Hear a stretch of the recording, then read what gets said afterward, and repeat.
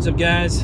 Clarence Lee Jr. here, and I help people with big dreams persist in pursuing their vision in order to have a fulfilled life. And today we're going to be talking about why being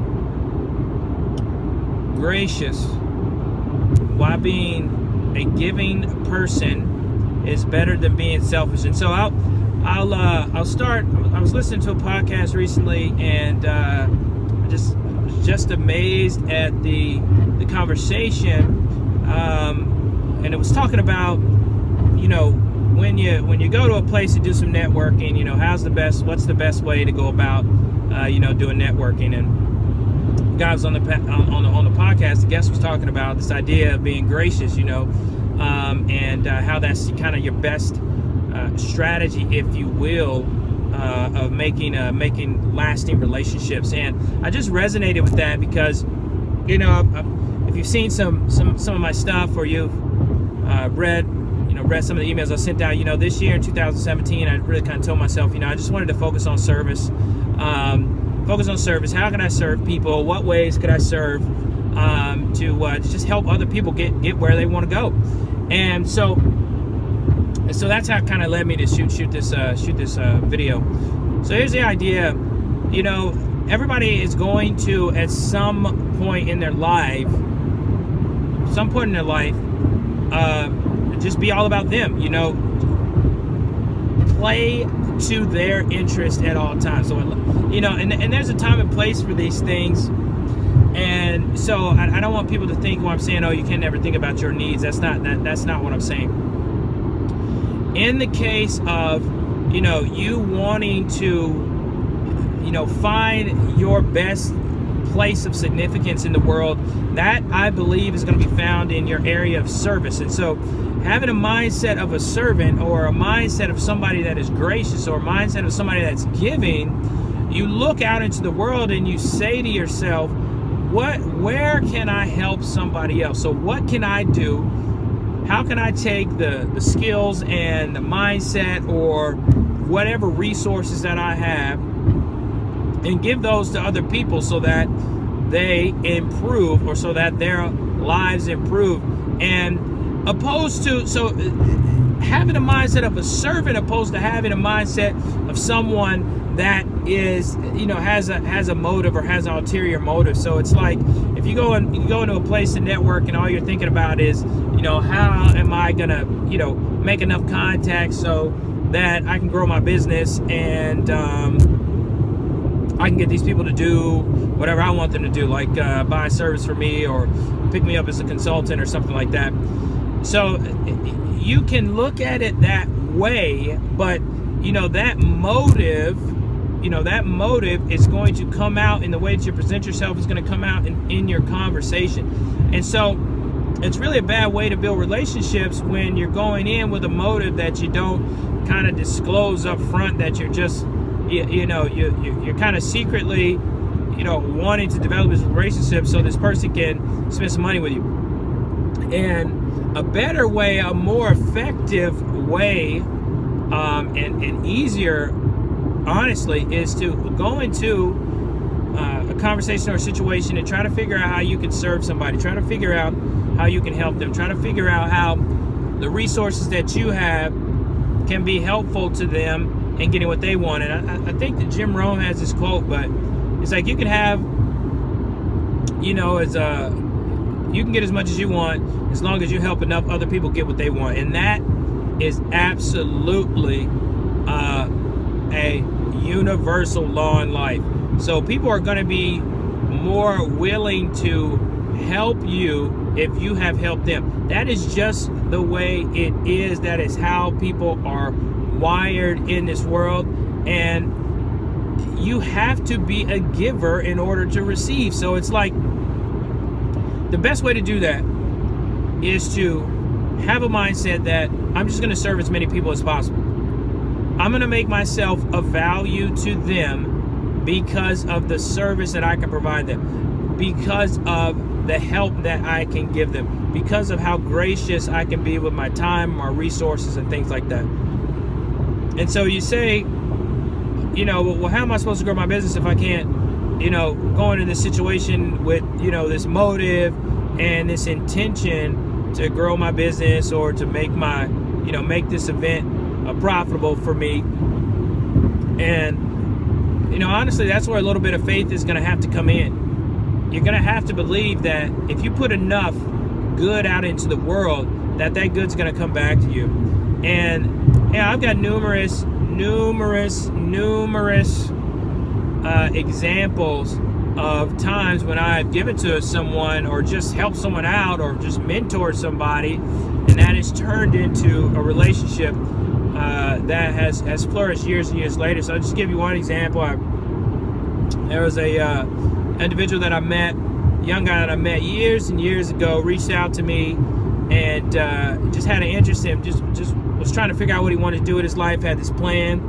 So I sat down with him, got on the phone with him, we chopped it up, and I just spent some time with him, went through it, tried to help him get a plan, put a plan together, and just followed up with him and see how he was doing, told him everything that I could, and just kind of mentored him, because I know that if I had somebody do that for me, that I would have definitely been appreciative of it. And I actually had physicians do that for me. So I had docs that would let me come into their operating room when I was really young, just to kind of show me the ropes and show me how it was done. So when that opportunity came back, somebody was asking me about my career, I was more than happy to serve in that sense. So let me tell you. So what ended up happening was this young man, he knows about my business. He knows what I do. He knows that I speak. He knows that I do consulting. He knows that I have online products, books, things like that. And one of his family members was a decision maker at an organization. And he just kind of threw my name out. He said, you know what? I think that I know somebody that you should connect with. And this is years and years later. And I reached out to the individual, and we ended up doing business together. And I thought to myself, this opportunity wouldn't have come if I weren't, or if I hadn't have served that individual. Like, he never would have thought to think of me or to refer me if I hadn't have served first. And so I just want to challenge some of the entrepreneurs out there, some of the folks that have ideas and want to start businesses, or even some of the workers that are trying to get promoted or trying to move up the corporate ladder.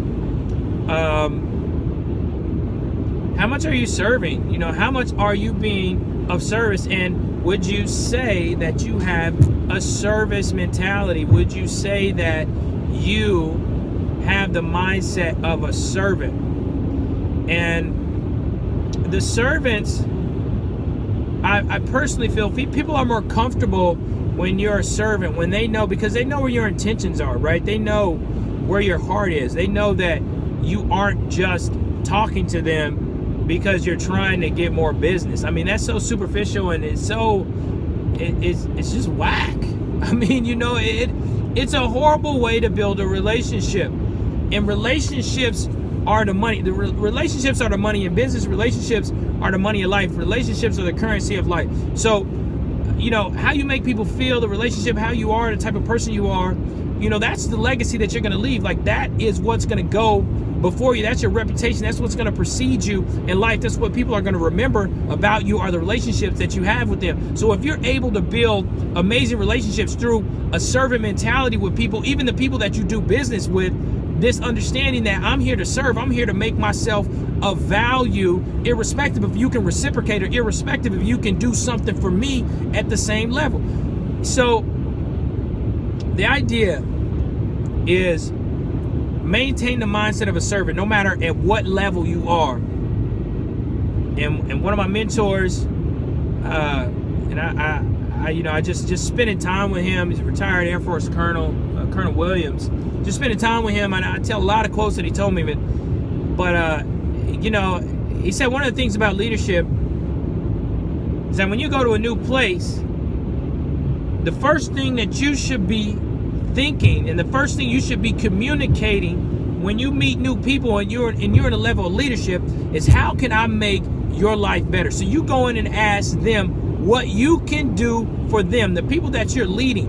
And so that's kind of counterintuitive to a lot of people that think leaders are the ones that should be being served. So if you're a new leader, you understand what I'm saying? And you're going into a place and all you thinking is, how is this person going to serve me? What's this person going to do for me? How is this person going to make sure that I'm great? How's this person going to make sure that that I'm making a positive impact, so that when I show up, when I'm here, people are going to know things were better when I'm here. When you think of it like that, people see that.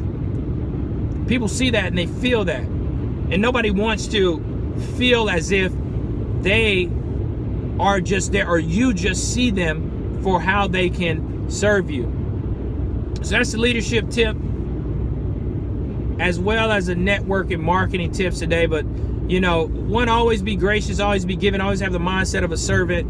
And two, if you're in a leadership role, new leadership, you come into a place, first thing on your mind should be how you can make the people's lives that you are leading, how you can make the issues, what's important to them, their agendas, top of your to-do, top of your business list, is to improve their experience under your leadership.